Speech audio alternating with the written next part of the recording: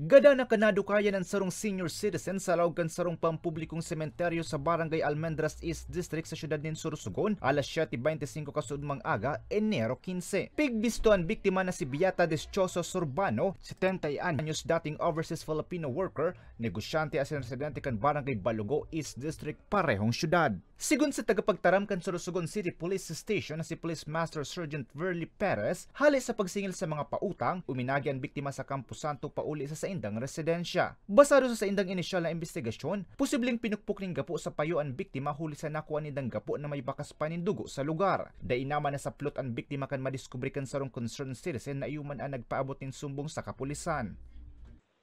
Bali po sa koordinasyon ng scene of the crime operative, nagsagawa po ng investigasyon sa natagpuang bangkayan ng isang babae sa loob ng isa sa mga mausoleo sa Sorsogon Public Cemetery. Natagpuan sa Along Mons Berlin Street, Barangay Almendras East District, Sorsogon City. Yun po, sir.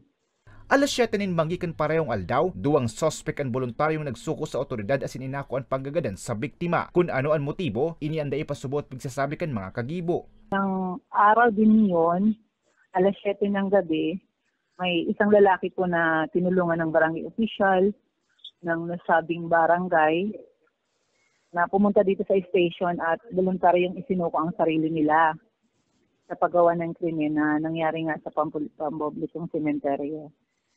Yun, kinilala po ang suspect na testigo na residente ng Barangay Capoy, Sorsogon City.